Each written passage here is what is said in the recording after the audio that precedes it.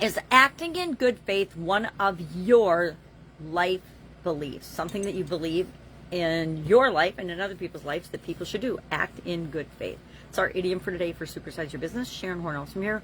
Welcome to day 2108 of What You Up To Now, documenting my journey online, primarily online, as I transitioned in, 2017, following my divorce, from the offline brick and mortar world to the online world. And then with the pandemic and everything and all the craziness of 2020, I always knew, but I realized that I wanted to have my feet in both worlds, the online and the offline world. So I do. Today, our idiom again was to act in good faith. And I talked about what acting in good faith means to me. And what I like about having my own little segment and sharing idioms is I get to share my experiences and what the idiom means to me and what has happened to me based on a particular idiom that we're talking about, what it is, where it came from, and then how we can use it to build and grow and supersize our business. And over the literal 5 decades I've been involved in businesses, it's actually literally 5 decades this year. I started my first business when I was 13, and with my sisters, and my dad helped us, of course, because I was 13 and couldn't drive, to have an ice business. And I learned a lot from that, a lot of what's right, what's not right, how to make things right, how to make sure we're serving our customers well. And bottom line, I learned really early on that our intentions, our motivations, our drivers need to be in good faith, right? We need to be treating people the way we want to be treated. We need to share our expectations. We need to have honest belief and an honest purpose for doing the things that we do, both in our businesses and in our life as a whole, in our relationships, in everything that we do. And everything that we do shows the world exactly who we are. And I've learned this lesson several times this year, and I'm not sure why it hasn't been my personal experiences, but people that I know or that are close to me and in some circumstances have been involved in situations this year that have really brought this message home, that what you put out into the world is what you get back.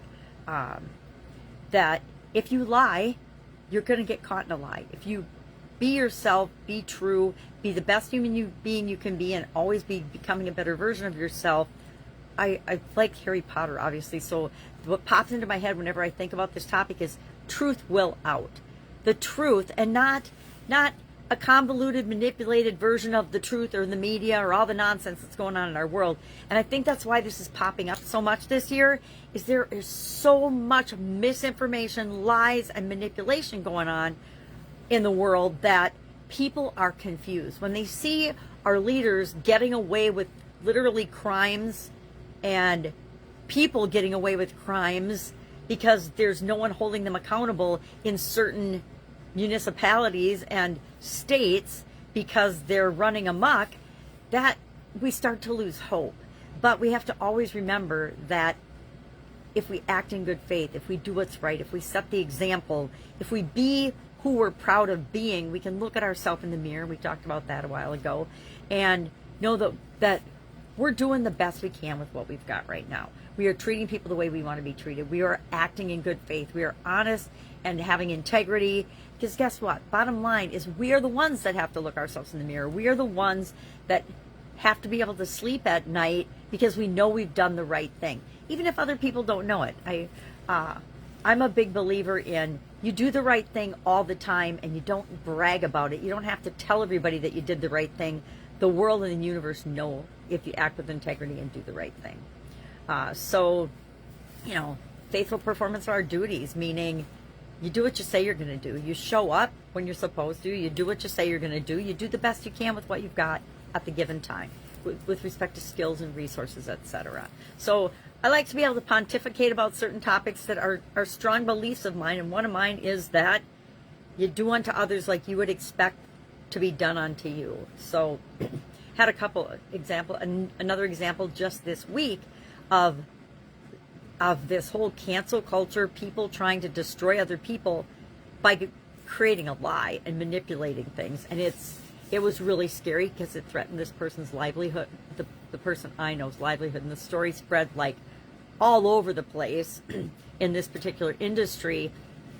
And it was a lie. was fabricated on a lie. So we always need to be aware and be careful of social media, spreading information, whether we know it's true or not, realizing that social media and what people post is one little teeny weeny segment and minutia.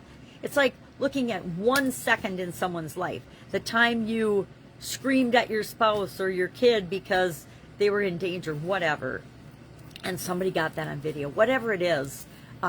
People are using things for their own agenda, and that is not in good faith, right? So we need to remember that we use everything to make the world a better place, not to harm anyone or to make the world a worse place, you know. And frankly, I always ask myself, who am I to judge? Who am I to comment? And I still comment on stuff, right? Especially things that trigger a strong emotional event in me or a strong emotion in me. Those are the things that we're attracted to and we make comments on. Anyway, I'm digressing. So today we're talking about, in this year's annual challenge, the Get Up and Go annual challenge, we're looking at summarizing in our overall things that we've talked about so far. And today we're talking about life beliefs and what's the difference between thoughts and beliefs. Yesterday we talked about life thoughts. What do we think about life? And beliefs are things that become actually part of our identity because they're thoughts we think a lot, often, over and over and over again. Frequently thinking them, that builds strength and adds power to a thought that turns it into a belief. Or if we are thinking or experiencing something when we have a strong emotional, either positive or negative experience, those get linked up, and then our subconscious says, ooh, let's add more ammunition to this belief as soon as it's a teeny tiny belief, and then it looks for all of the evidence that this is true for us, and it becomes part of identity.